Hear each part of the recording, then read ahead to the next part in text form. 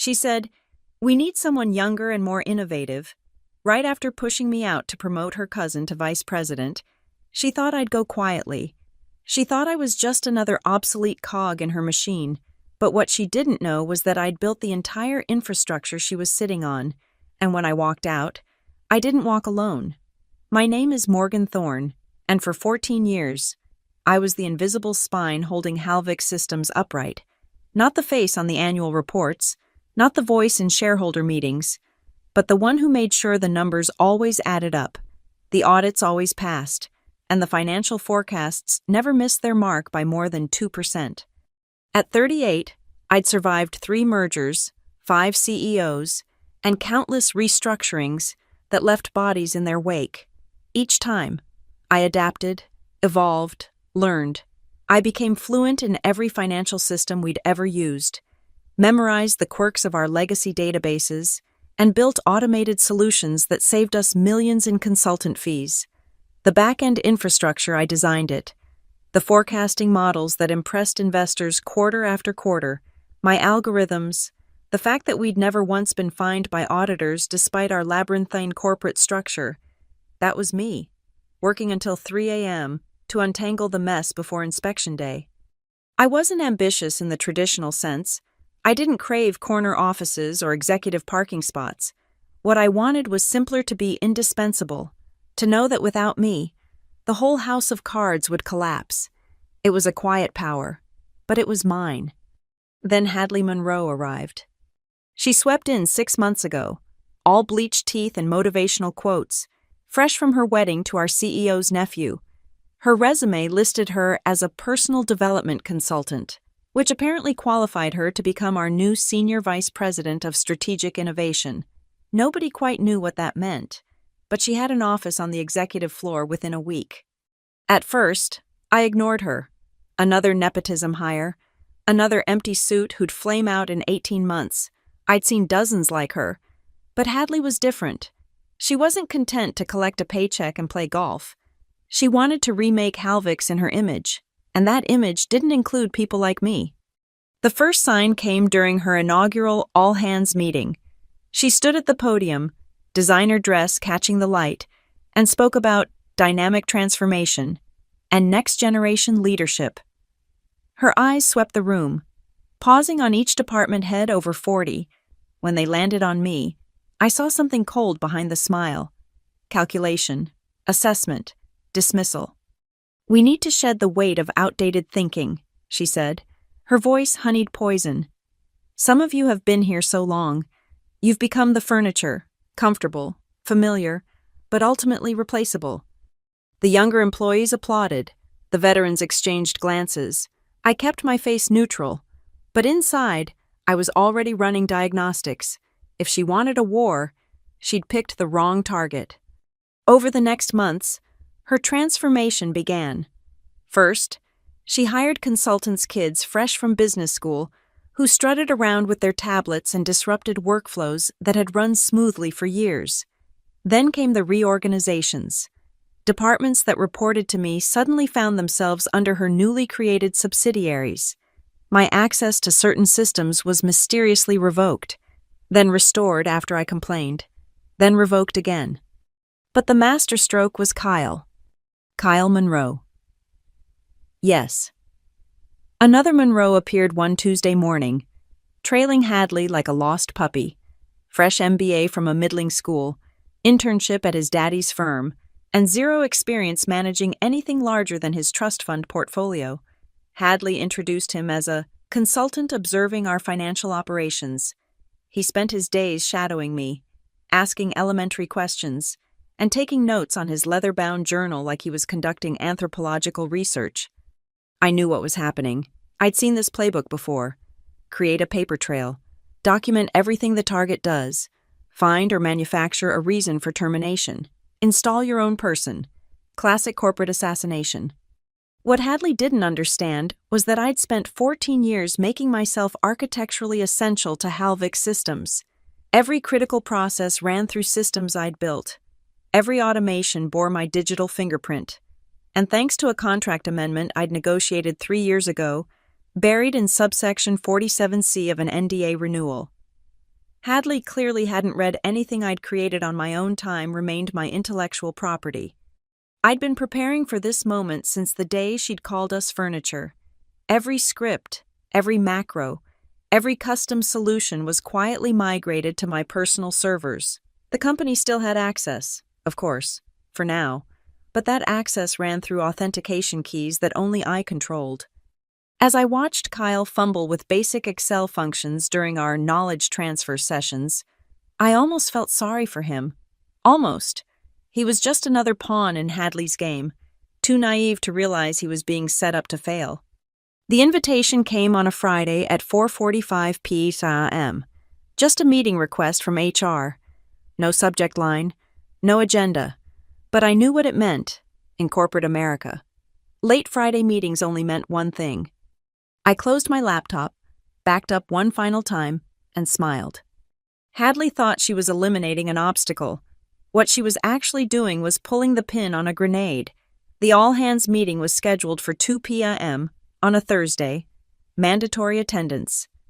Hadley had been building up to this for weeks, dropping hints about exciting changes and bold new directions. I arrived 5 minutes early and chose a seat in the middle row, close enough to observe, but not so prominent as to draw attention. Hadley entered like she was walking a runway, flanked by her hand-picked team of consultants. Kyle shuffled behind them, wearing a suit that cost more than most employees' monthly salaries. The lights dimmed, and a PowerPoint blazed to life, Halvik Systems: The Next Generation. "Good afternoon, innovators," she began, her voice artificially warm. "Today marks the beginning of our transformation journey. For too long, Halvix has been held back by legacy thinking and obsolete methodologies." She clicked to the next slide, an organizational chart. Names began disappearing from boxes, replaced by question marks. My name was still there, but the lines connecting me to other departments had been severed. "We're streamlining our structure to promote agility and fresh perspectives," she continued. "Some of you represent the future of this company. Others—" She paused, letting her gaze sweep across the room, lingering on the veterans. "Others have served admirably, but may find the new pace challenging. Roger from IT, who'd been with the company for 22 years, shifted uncomfortably. Sarah from accounting, who'd saved us from bankruptcy in 2008, stared straight ahead.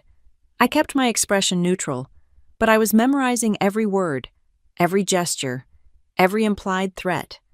The next slide showed a graph, age distribution versus innovation index.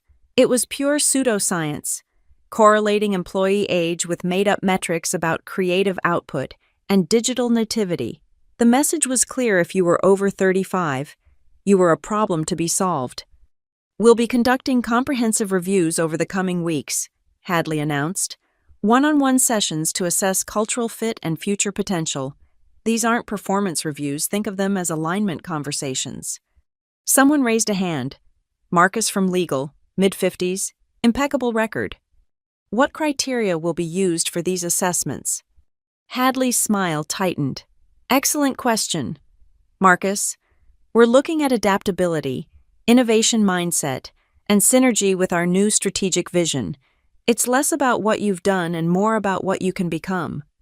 Corporate doublespeak for, we'll fire whoever we want and dress it up as progress." The meeting dragged on for another hour.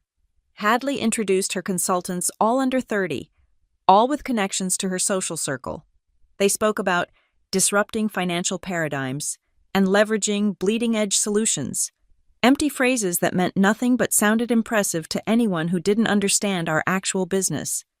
Kyle was introduced as a strategic financial consultant who would be shadowing key personnel to optimize workflows.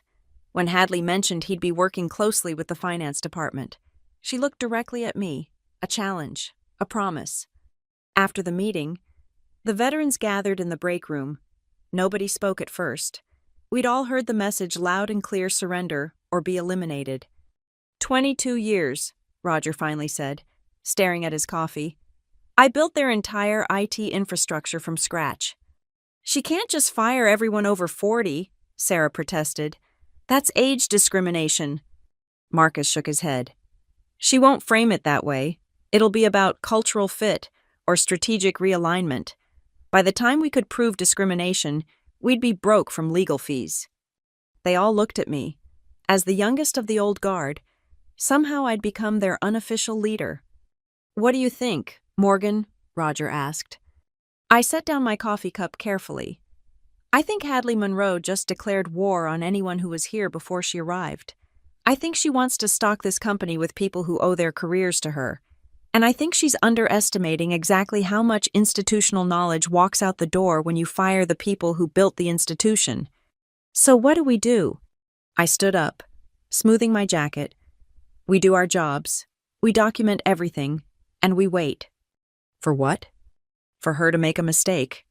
That afternoon, Kyle appeared at my office door, tablet in hand, eager smile plastered across his face. "Morgan Hadley said you'd be showing me the ropes.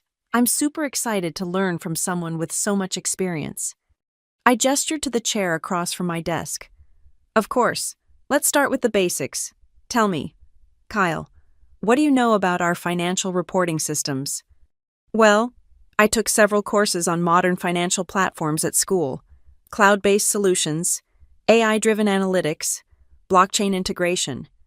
We use a customized SAP system integrated with proprietary databases I designed 8 years ago. Our reporting pulls from 17 different sources, each with its own authentication protocol. The cloud solutions you studied would crash our legacy systems. The AI analytics wouldn't understand our data structure, and blockchain is useless for our client needs." His smile faltered. "Oh, well, I'm a quick learner." "I'm sure you are." I pulled up our primary dashboard. "This is what keeps Halvix running. Every number you see is pulled, processed, and verified through systems that took me over a decade to perfect. One misplaced decimal, one broken integration, and our entire financial reporting collapses." Kyle leaned forward, trying to look competent. "Maybe we could modernize." "By all means," I interrupted. "Feel free to rebuild 14 years of custom infrastructure from scratch. I'm sure our investors will be patient while you figure it out." The reality was setting in. His face had gone pale. For the first time, he was beginning to understand that Hadley had promised him a position he couldn't possibly fill. How long would it take to learn all this? "With your background, 2 years minimum. That's if nothing goes wrong and you have someone experienced guiding you every step." He swallowed hard. "And if that someone wasn't here," I smiled, the kind of smile that doesn't reach your eyes, "then I suppose you'd find out exactly how much Hadley's next-generation rhetoric is worth when the SEC comes knocking and you can't explain why our numbers don't add up." The invitation came the next Friday, exactly as I'd predicted. 4:45 p.m., HR conference room, no subject line. I already knew what was coming. The only question was whether Hadley would have the courage to deliver the blow herself. The HR conference room smelled like fresh paint and fear. They'd recently redecorated neutral tones. Motivational posters about embracing change, a small succulent on the table that someone would forget to water. Hadley sat across from me, flanked by Janet from HR and a lawyer I didn't recognize. Kyle lurked in the corner, trying to look professional but mostly looking queasy. "Morgan," Hadley began, her voice dripping with manufactured sympathy. "Thank you for joining us on such short notice." I folded my hands on the table. "Of course, I assume this is about my future with the company." Janet shuffled papers nervously. She'd been here almost as long as I had. We'd shared birthday cakes in the break room, complained about server crashes, survived the layoffs of 2012 together. Now she couldn't meet my eyes. "We've been evaluating our finance department structure," Hadley continued, "and we've identified a need for fresh perspectives and modern approaches. Your contributions to Halvix have been adequate, but we need someone who can embrace innovative financial strategies for the digital age." "Innovative," I repeated, like Kyle. Kyle shifted uncomfortably. Hadley's smile sharpened. "Kyle brings cutting-edge knowledge and a forward-thinking mindset. He represents the future of financial leadership." He couldn't reconcile a basic balance sheet without my help yesterday. "Technical skills can be learned. Vision and adaptability cannot. The lawyer slid a packet across the table. This is your separation agreement. You'll receive 3 months severance, continuation of health benefits through the end of the year, and a positive reference for future employment. I didn't touch the papers. And in exchange, standard terms, non-disparagement, return of company property, knowledge transfer to ensure smooth transition. Knowledge transfer, I said slowly. You mean teaching Kyle how to do a job that took me 14 years to master? Hadley leaned forward. We need someone younger. Morgan, someone who understands modern financial paradigms, who can work with our new consulting team without resistance. You're 38, set in your ways. This industry is evolving beyond your skill set. There it was, not even trying to hide the age discrimination anymore. Janet winced. The lawyer kept his face carefully neutral.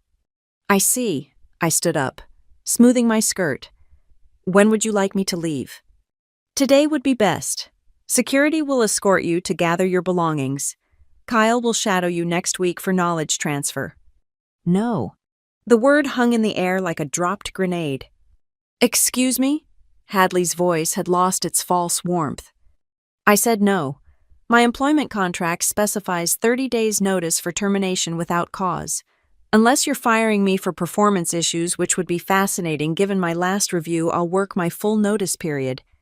The lawyer spoke up. Ms. Thorne, it would be better for everyone if... Better for whom? I picked up the severance packet. Flip to page 3. This separation agreement includes a comprehensive knowledge transfer clause. You want me to spend 2 weeks teaching Kyle everything I know, then leave quietly. But there's a problem. I set the packet down gently. Most of the systems Kyle needs to learn aren't company property. They're mine. Check subsection 47C of the NDA I signed 3 years ago. Any automation or reporting tools I created on my own time remain my intellectual property.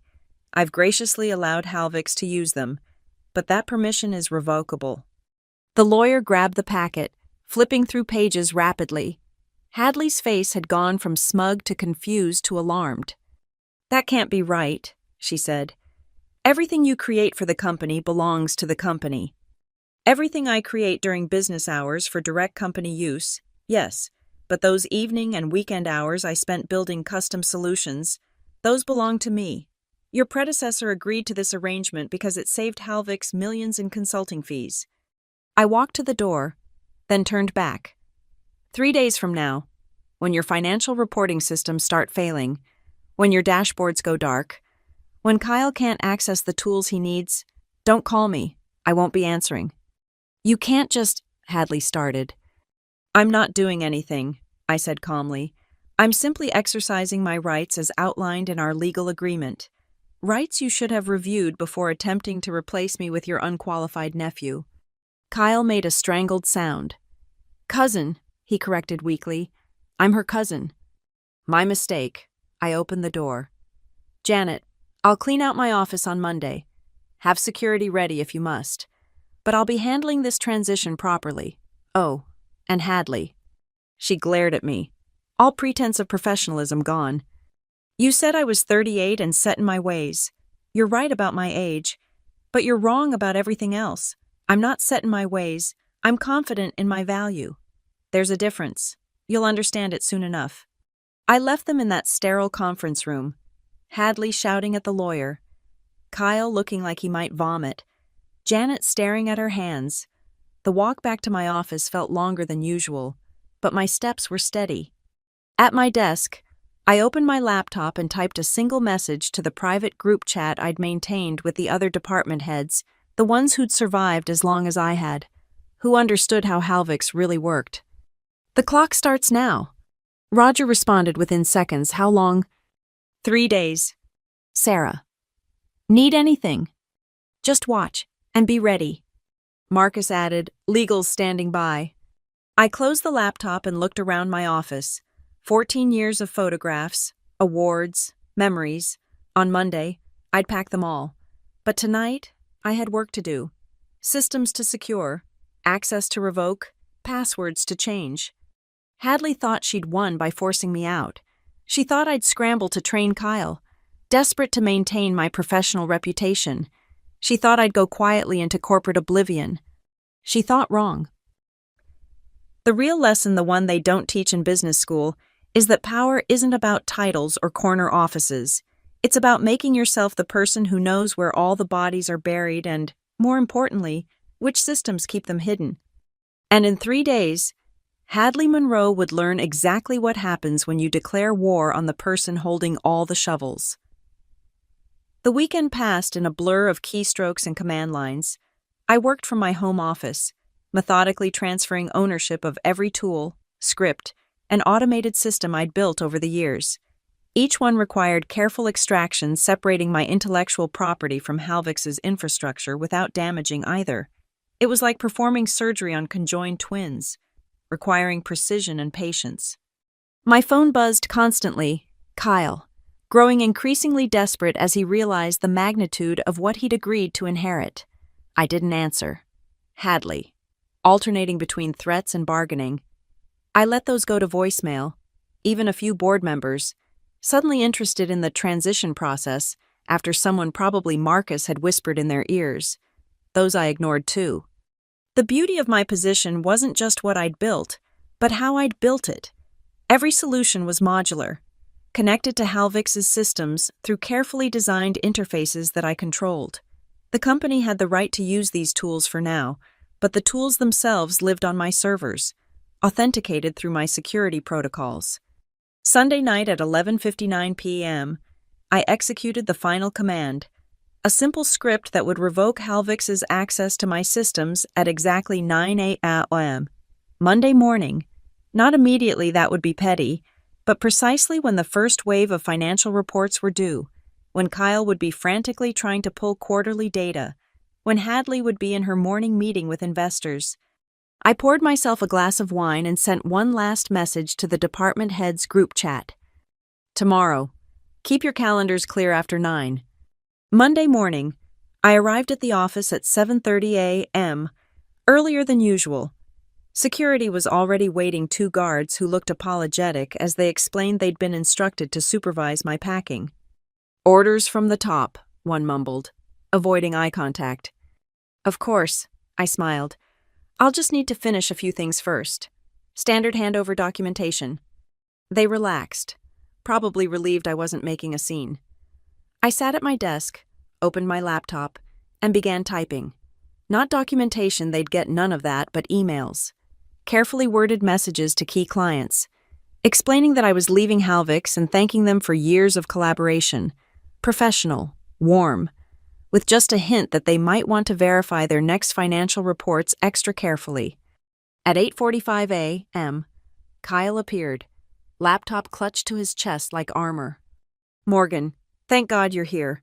I've been trying to access the quarterly consolidation system all weekend, but you can't, I finished, because you don't have permissions. Can you give them to me? Hadley wants the investor report by 10. I leaned back in my chair. Kyle, let me explain something about permissions. They're not just passwords you can hand over like car keys. They're tied to authentication certificates, security protocols, biometric data. Even if I wanted to give them to you, which I don't, it would take weeks to properly transfer that level of access. His face went white. But the investor meeting is in 75 minutes. I glanced at my watch. Oh wait, 74. You have to help me. Please. I didn't realize. What, that Hadley was setting you up to fail, that she promised you a position you couldn't possibly fill, that she thought she could force me out and everything would just keep running smoothly. He slumped into the chair across from me. She's my cousin. She said it would be easy, that you documented everything, that any smart person could do this job. Your cousin, I said slowly, is about to learn the difference between having a title and having the knowledge to back it up. My computer chimed. 9 a.m. exactly. Kyle's laptop screen flickered. Error messages began cascading across his display. His phone started ringing. The investor's report was due. What's happening? He jabbed at keys frantically. Everything just stopped working. No, I corrected, standing and placing my personal items in a box. Everything just stopped being accessible to people who don't own it. Subtle but important difference.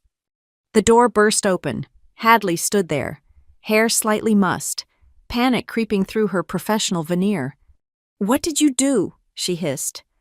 "Exactly what I said I would. I revoked access to my personal intellectual property. Check your legal department. Everything I've done is completely within my rights. The investor meeting is in an hour. 45 minutes. Actually, I picked up my box. I suggest you explain to them how your innovative approach to financial leadership involves firing the person who understands the finances. You're sabotaging the company." "No, I'm protecting my property. You're sabotaging the company by assuming anyone could do what I do just because they're younger and related to you." My phone buzzed. A text from Roger. "IT systems showing cascading failures. Email automation down." Then Sarah. "Accounting dashboards all showing access denied." And Marcus. "3 board members just called asking what's happening." I showed Hadley my phone screen. "Looks like your transformation is ahead of schedule. Usually it takes months to destroy a company's infrastructure. You've managed it in days." Security stepped forward uncertainly. "Ma'am, we need to escort Ms. Thorne out now." "Yes," I agreed, walking past Hadley. "You do? Though you might want to stay close to your phone. I have a feeling you'll be escorting quite a few more people out soon, just in different directions." As I walked through the halls one last time, I could hear the panic spreading, phones ringing, voices rising, the sound of a company realizing too late that they'd cut out their own heart. Kyle ran after me. "Wait, at least tell me how to access the basic reports, just the essential ones, please." I stopped at the elevator, looking back at him with something approaching pity. "Kyle, here's free advice worth more than your MBA. When someone spends 14 years building something, you don't learn it in a weekend. And when someone tells you exactly what will happen if you cross them, believe them." The elevator doors opened. I stepped inside, leaving behind the chaos, the panic, and 14 years of my life. But I took with me something far more valuable, the knowledge that I'd built something so essential that its absence would be immediately, catastrophically felt. As the doors closed, I heard Hadley screaming at someone about finding another solution and calling in consultants and fixing this mess. Good luck with that, I thought. You wanted innovation and fresh perspectives. You got exactly what you asked for. By Monday afternoon, Halvik Systems was in full meltdown. I watched it unfold from my home office, monitoring LinkedIn and industry chat rooms where employees were frantically seeking help. The investor meeting had been a disaster. Hadley had tried to present without any financial data, claiming technical difficulties while promising revolutionary changes ahead. 3 investors had walked out. My phone hadn't stopped ringing. Unknown numbers I ignored, but I did answer when Roger called. "Morgan, it's absolutely chaos here. The CRM just locked everyone out. Sales can't access client data. Support can't see ticket history. The whole customer service department is working blind." "That's unfortunate," I said, pouring myself coffee. Hadley's called in an emergency consulting team. They're demanding everyone hand over passwords and documentation. Good luck finding documentation for systems that were never officially documented because I built them incrementally over 14 years. Roger laughed, bitter and sharp. "She's threatening to fire anyone who can't get their departments running by tomorrow." Let me guess, she's blaming everyone except herself. She's specifically blaming you, calling it corporate sabotage, threatening legal action. She should check with Marcus first. Everything I did is legal, unpleasant for her, but legal. By Tuesday morning, the situation had escalated beyond Hadley's ability to contain. The quarterly financial reports due to regulators by end of week couldn't be generated. The sales team had lost 3 major deals because they couldn't access proposal templates or pricing models. Accounting discovered that the automated invoice system had stopped processing payments, creating a cash flow crisis. But the real blow came from an unexpected source, the janitor. His name was William, 63 years old, worked nights for 20 years. He'd sent an all-staff email, something he'd never done before, with the subject line, "For those who remember when this company had integrity." In it, He described watching Hadley's consultants throwing away boxes of physical documentation, claiming it was obsolete paper clutter, documentation that included original contracts, historical financial records, and backup codes for legacy systems. William had rescued what he could, storing boxes in a supply closet, but most was already gone. The email ended with, "Ms. Thorne warned that throwing away our history would cost us our future. Looks like she was right." That email was forwarded to the board within minutes. Wednesday brought a new crisis. A routine audit request from a major client couldn't be fulfilled. The reporting system they relied on was one of mine. The client, sensing instability, triggered a contract clause allowing them to pull their business with 24 hours notice. They were our third largest revenue source. My LinkedIn inbox filled with messages from Halvik's employees. "Any chance you'd come back as a consultant? Starting to understand what you really did here. Hadley just fired 2 more senior managers for negativity. We're hemorrhaging talent." The most interesting message came from Daniel Morrison, CEO of a financial services startup I'd been quietly tracking. "Heard you might be available. We need someone who understands building systems that last. Interested in a conversation." But the real entertainment came Wednesday night. Someone, probably a bitter employee, leaked internal communications to a financial industry blog. The headline read, "Halvik Systems in Crisis After Firing Key Technical Leader for Being Too Old at 38. The article detailed Hadley's age-based restructuring, quoted from her all-hands presentation about obsolete thinking, and included a particularly damning email where she'd written to HR, "Focus terminations on anyone over 40 first. We need fresh blood, not tired veins." By Thursday morning, Halvik's stock had dropped 12%. I was reviewing Daniel Morrison's startup proposal when Marcus called. "Emergency board meeting happening right now," he said. "Hadley's in the hot seat. The audit committee is asking how one person leaving could cause this much damage." "What's her explanation?" "She's calling you a disgruntled former employee who sabotaged critical systems. Says you must have planted viruses or logic bombs." I laughed. "I didn't need to. I just took my toys and went home." That's what I told them. Showed them the contract clauses. Explained that you'd built most of our infrastructure as personal IP. The board's general counsel looked like he might have a stroke. "And 3 board members are calling for Hadley's immediate termination. The CEO is trying to protect her. But," Marcus paused, "Morgan, they want to know if you'd come back. Full reinstatement, salary increase, formal apology." "No." That was quick. "Marcus, they didn't value me until I was gone. They let Hadley push me out because someone younger and connected seemed more appealing. Why would I go back to a place that showed me so clearly what they think I'm worth?" "Fair point. So what's your plan?" I looked at the startup proposal on my screen. Daniel Morrison was offering me Chief Strategy Officer, equity stake, and the chance to build something from scratch properly this time. "My plan is to watch Halvik's learn a 14-year lesson in a 2-week crash course, and then move on to somewhere that values expertise over nepotism." Thursday afternoon, the dam broke completely.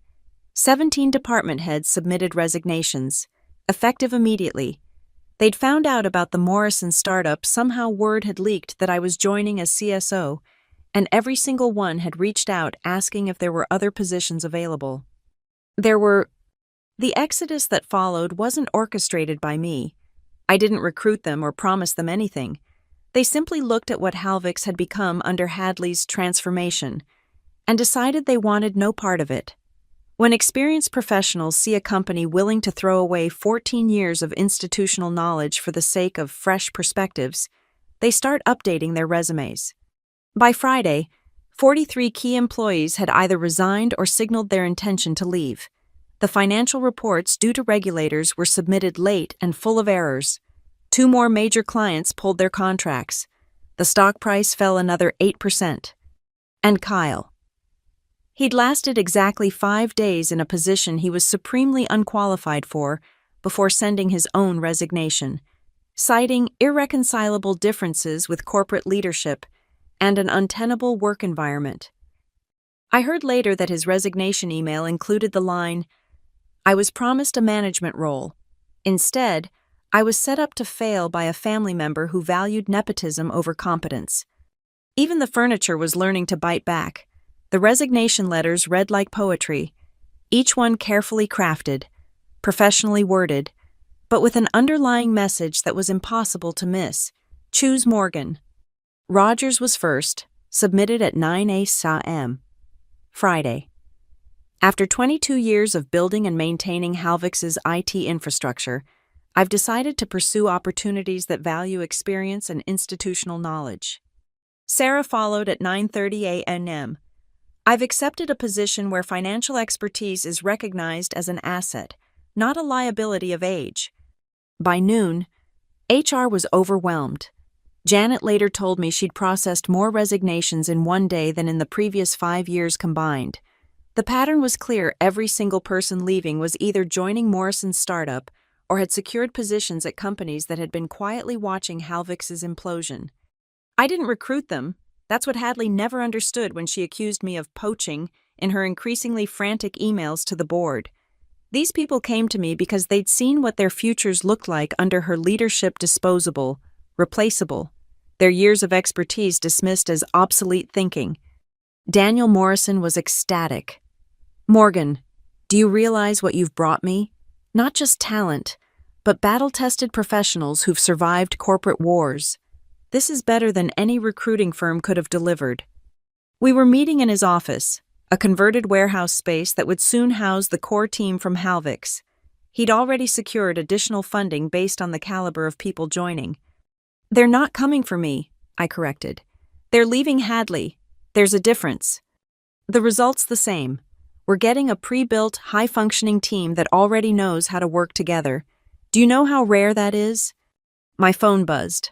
Another LinkedIn message. This time from a name I didn't expect: Janet from HR.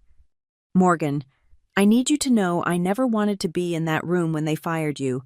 I've submitted my resignation, effective immediately. Hadley just asked me to start processing age discrimination settlements quietly. I recorded the conversation. My lawyer will be in touch with the board." I showed Daniel the message. He whistled low. "Age discrimination settlements, that's going to hurt." "Not as much as what's coming," I said. Hadley just handed every employee over 35 grounds for a lawsuit. Janet's recording will be evidence. The irony was delicious. Hadley's attempt to quietly settle what she'd done had created a paper trail proving discriminatory intent. The one HR person who might have helped her navigate the crisis was now joining the exodus. By Monday, the full scope of the disaster was apparent. Morrison's startup had absorbed most of Halvix's institutional knowledge in human form. We had Roger running IT, Sarah establishing financial systems, Marcus providing legal framework, and dozens of others who'd spent years perfecting their craft. But we weren't just taking their expertise, we were taking their relationships. Clients who'd worked with these people for years started making inquiries. Vendors who trusted Sarah's payment schedules began asking if Morrison's company needed services. The network effect was exponential. I was reviewing our organizational chart when Daniel knocked. "The Journal wants a statement," he said, "about the mass exodus from Halvix to here." "What's our position?" "That we're honored to welcome such experienced professionals and look forward to building something that values both innovation and expertise." "Perfect. Keep it positive. We're not attacking Halvix, we're just offering an alternative." He grinned. "An alternative that happens to have all their best people." "Coincidence," I said with a straight face.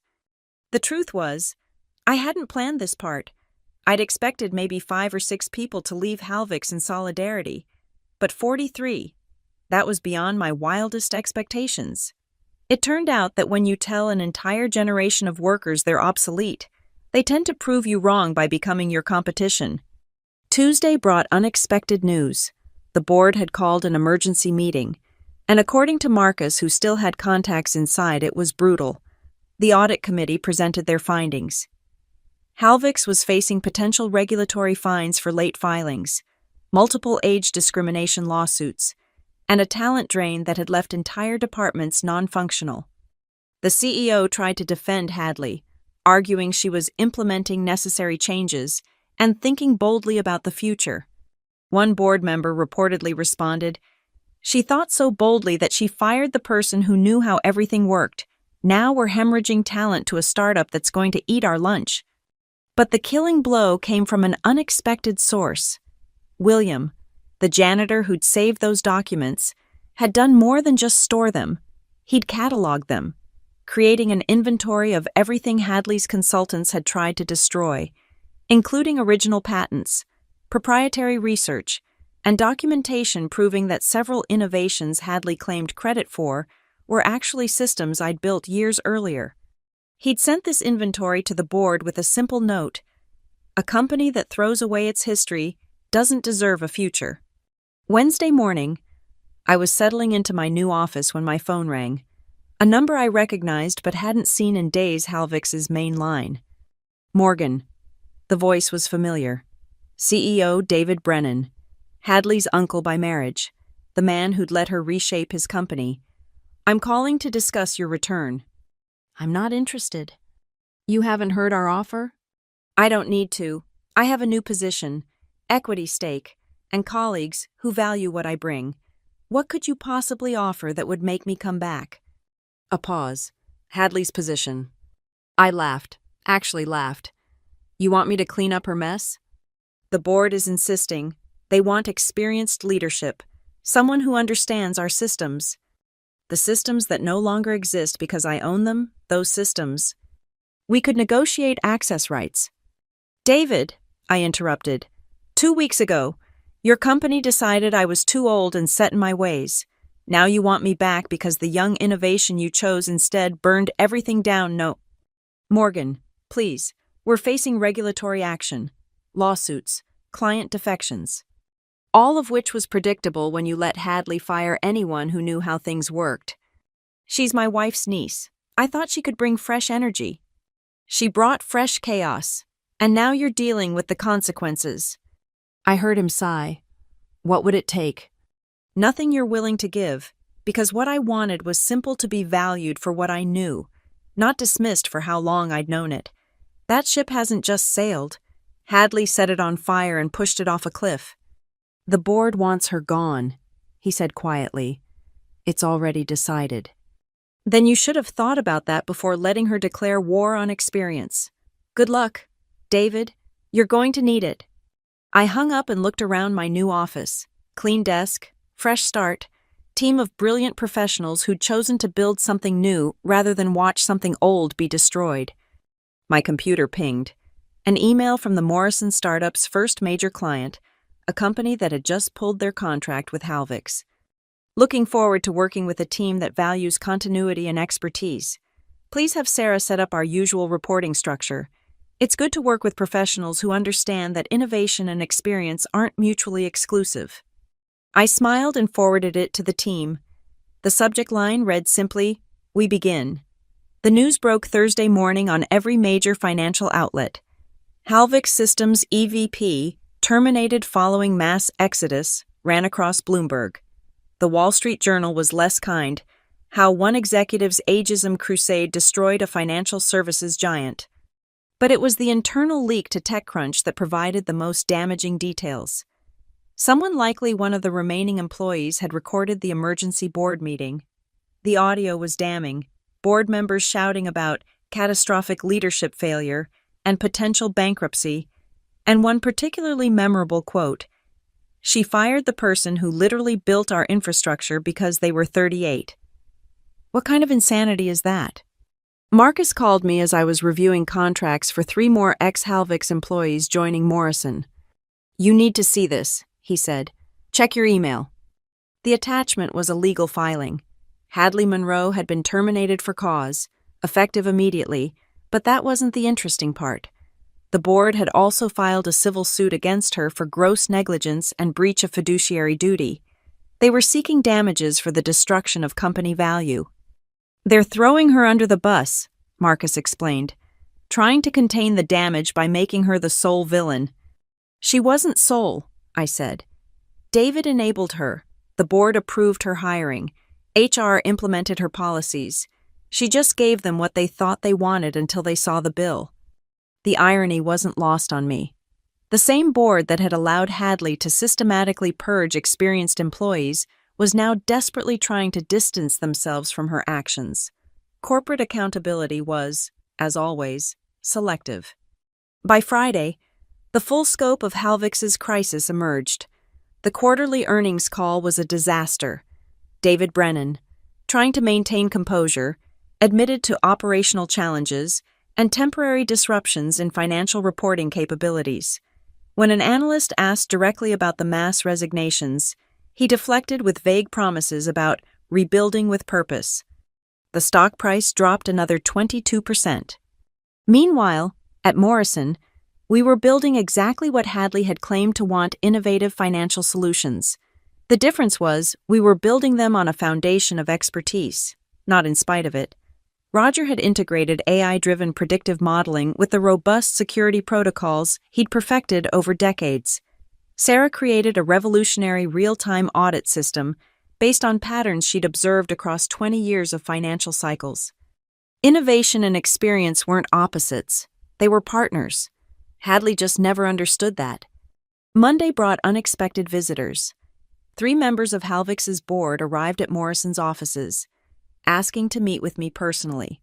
I recognized them from annual reports, serious people with serious money who'd watched their investment crater. Ms. Thorne, the lead director, Patricia Wells, began.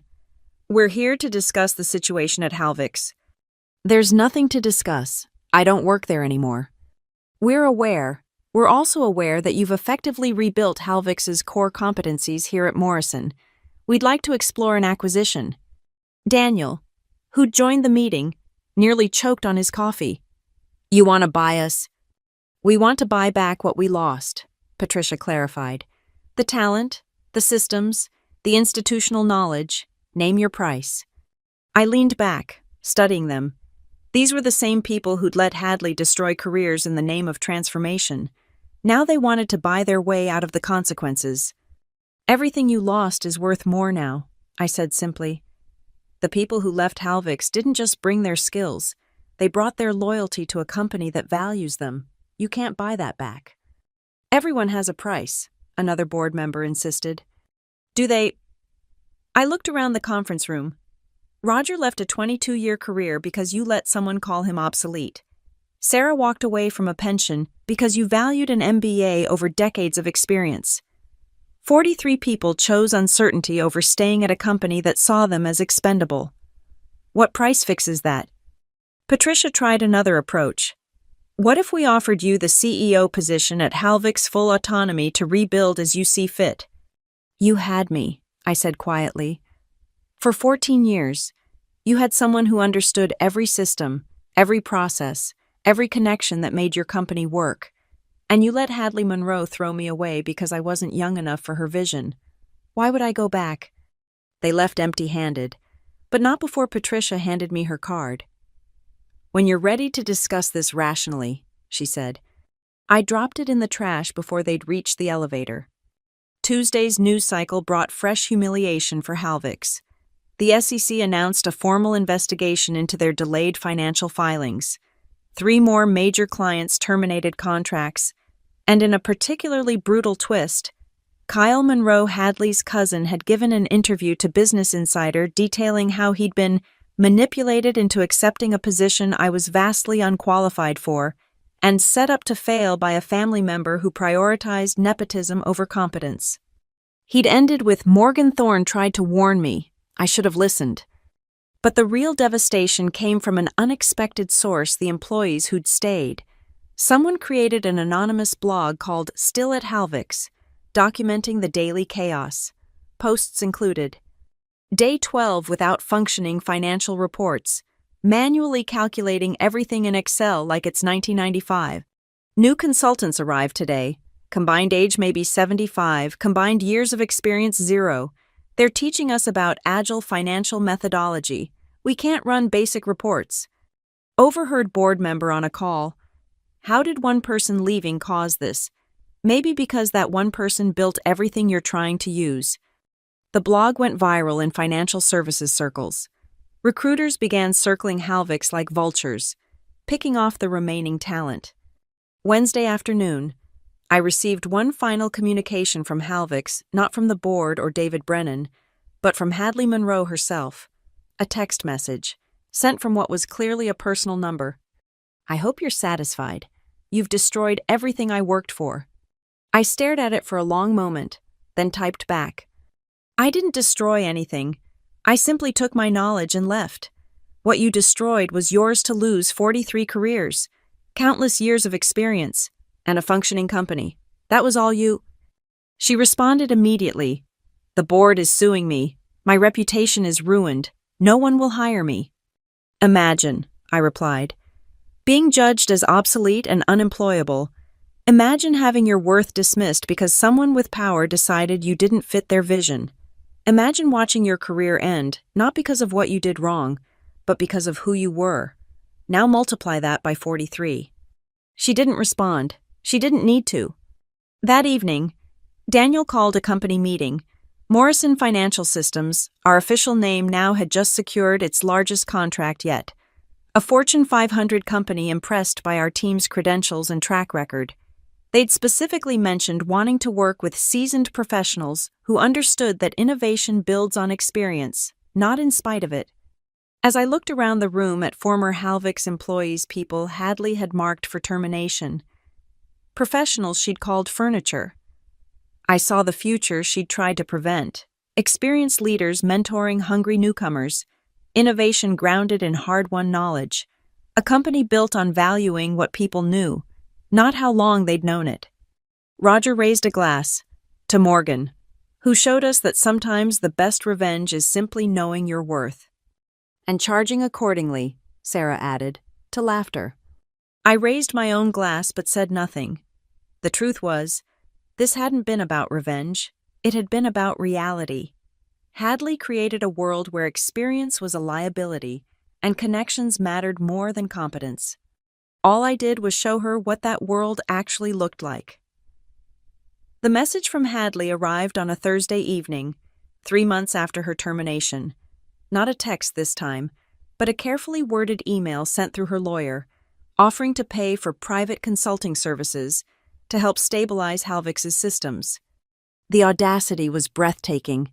After everything, the dismissal, the humiliation, the attempt to erase 14 years of my work, she wanted to hire me privately to fix the mess she'd created.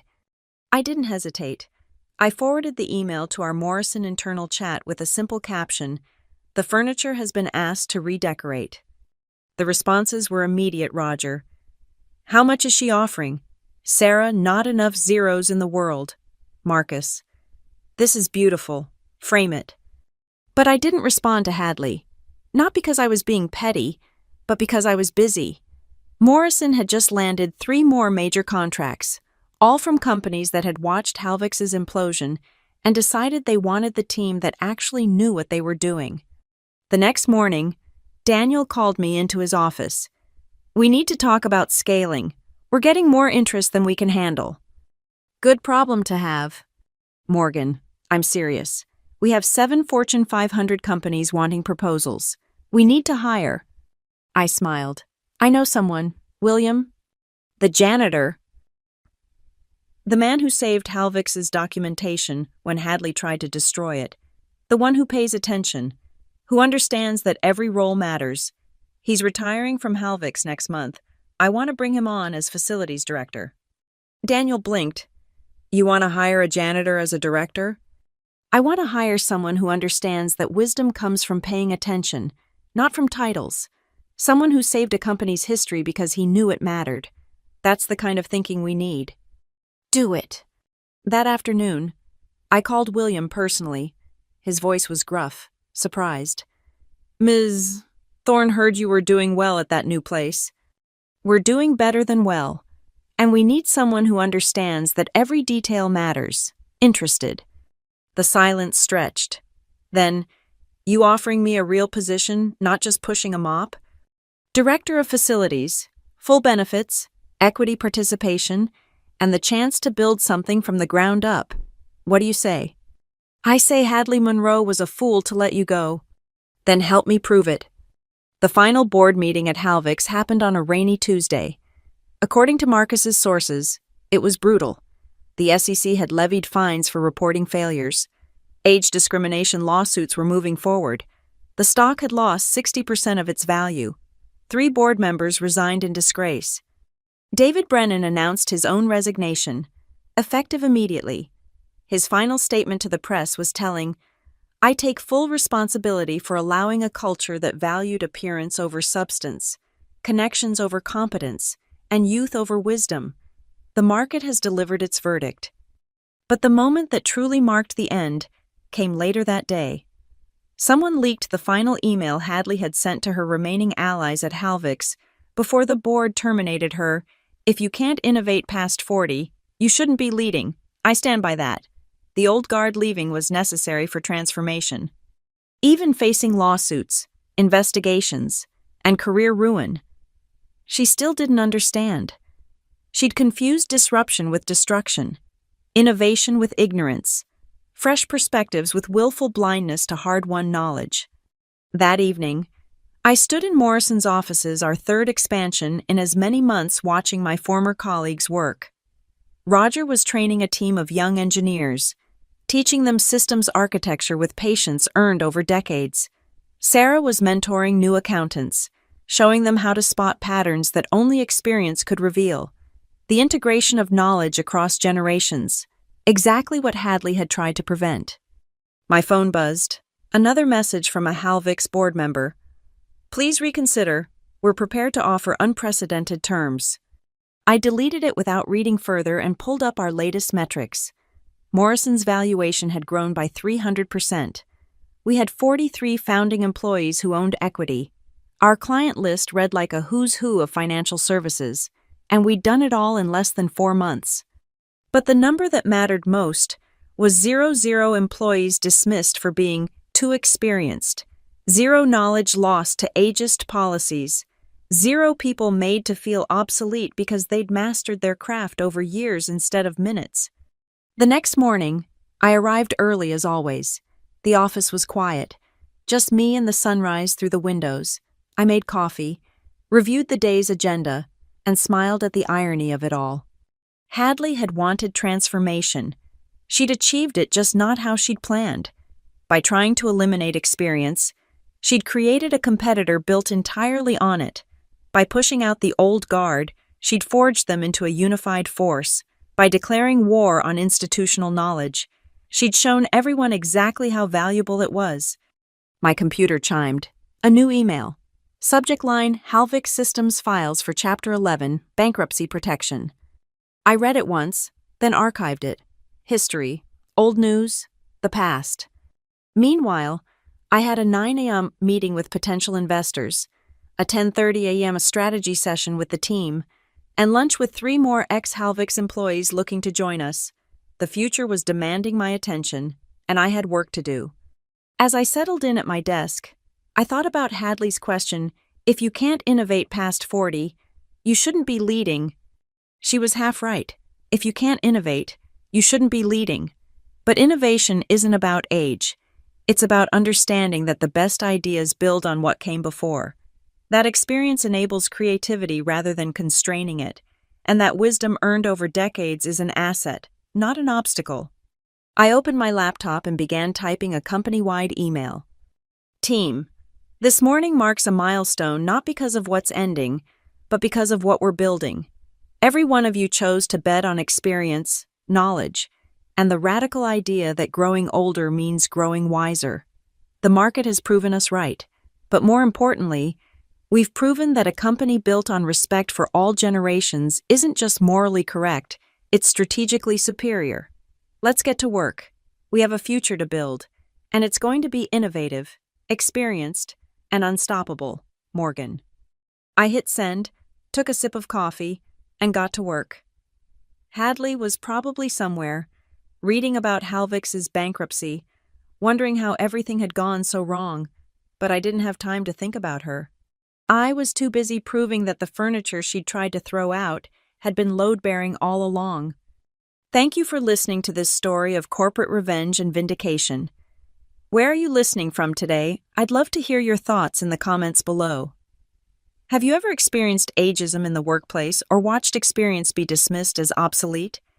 Subscribe to the channel and share your own stories. Let's discuss how wisdom and innovation can work together, not against each other.